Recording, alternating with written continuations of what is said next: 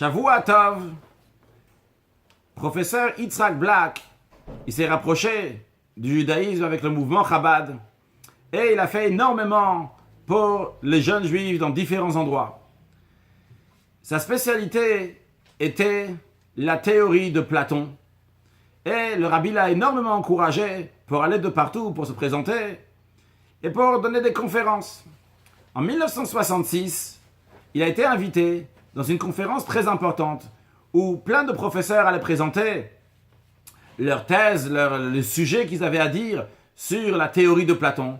Et lui aussi a été invité là-bas.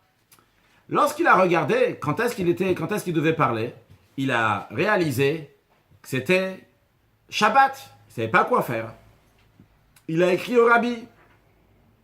Alors je m'imagine, je n'ai pas lu dans l'histoire, mais j'imagine qu'il aurait pu peut-être parler sans micro ou quelque chose comme ça. D'où la question pourquoi il a demandé au rabbi, parce que s'il s'agit de profaner Shabbat, évidemment, il n'y a pas lieu de demander au rabbi. On n'a pas le droit de profaner Shabbat, point barre, c'est tout.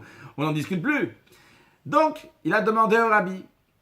Et il n'y a pas de réponse. 3 mois avant, toujours pas de réponse.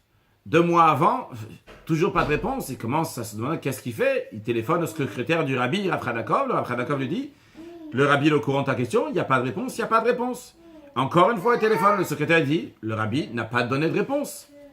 Voilà que ça arrive 3 jours avant, et le professeur reçoit un téléphone du secrétaire du rabbi, le Rav Radakov, qui lui dit, voilà la réponse du rabbi.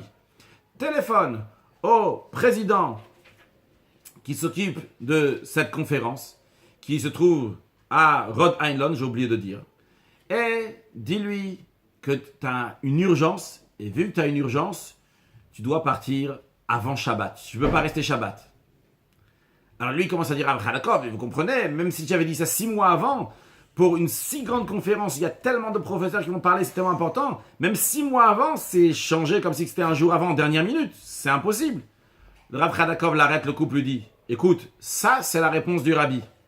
Bon, Yitzhak Black était un chassid du rabbi qui a déjà par expérience d'autres choses, d'autres histoires, qu'il a vu comment le rabbi a toujours raison. Il a pris le téléphone et il a appelé le président de cette convention pour lui dire qu'il ne peut pas rester Shabbat.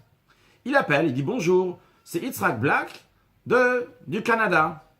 Il dit, ah, merci de m'avoir appelé. J'allais vous appeler à l'instant. On a un gros problème, j'espère que vous allez nous excuser. Il y a quelqu'un qui devait faire une conférence vendredi et juste là, en dernière minute, il ne peut pas la faire. Et je voulais vous avancer de samedi à vendredi. J'espère que c'est possible pour vous. Alors, Yitzhak Black lui dit, justement, je vous appelais parce que moi j'ai une urgence. Je dois être de retour pour vendredi soir à New York. Donc ça tombe parfaitement. Je vais faire ma conférence vendredi matin. Et comme ça, je pourrai retourner à New York avant. Tout le monde était très content. Et en effet, c'est ce qu'il a fait. Et comme ça, il est arrivé juste avant Shabbat. Il est arrivé à Manhattan. Puis après, il a pris le métro pour arriver jusqu'à Flatbush Avenue. Après là-bas, il a continué à pied à 770. Le lendemain, c'était un Shabbat Mevachim, il avait Fabringen. Au lieu de Fabringen, le rabbi lui a dit le Chaim. Évidemment, on voit de cette histoire, lorsque le rabbi, il ne répond pas. Ça aussi, c'est une réponse. Des fois, tu dis, ah, le rabbi, il a oublié. Le rabbi, il a beaucoup de choses à faire. Le rabbi ne répond pas. T'inquiète pas, tu es aussi dans la tête du rabbi. Le rabbi pense à toi. Ça aussi, c'est une manière de répondre. Et j'ai déjà raconté à une autre occasion, quand ce concerne l'appartement dans lequel on est ici, qu'on a écrit au rabbi, dans les Igrot Kodesh, dans les lettres du rabbi pour savoir est-ce qu'on achète cet appartement. Il n'y a pas eu de réponse du rabbi. Et vu qu'on avait une réponse du rabbi avant de chercher un endroit où acheter et non pas où louer, on cherchait de partout. À chaque fois, il n'y avait pas de réponse du rabbi. Et toujours, je dis toujours qu'il n'y a pas de réponse du rabbi. Ça aussi, c'est une sorte de réponse. Ce n'est pas encore arrivé le moment d'acheter.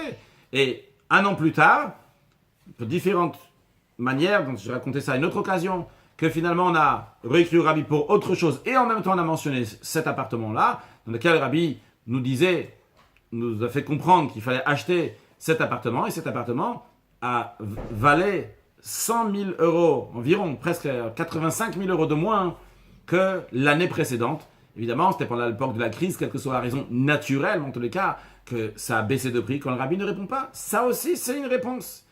Encore une chose qu'on voit, quand un juif veut vraiment faire le Shabbat, eh bien, Dieu il aide pour faire le Shabbat. Il fait qu'il y a quelqu'un à l'autre bout du monde qui ne peut pas venir à la conférence ce jour-là, et les choses vont s'arranger. Pourquoi? Parce que le monde, il est fait de manière qu'un juif peut faire le Shabbat. Le monde, il a été créé pour qu'on va faire Torah Mitzvot, il n'y a rien qui peut nous empêcher à faire Torah Mitzvot. Renforçons-nous dans l'étude de la Torah, dans l'accomplissement des Mitzvot, dans garder le Shabbat, et préparons-nous à accueillir Mashiach Nar Shavua Tov.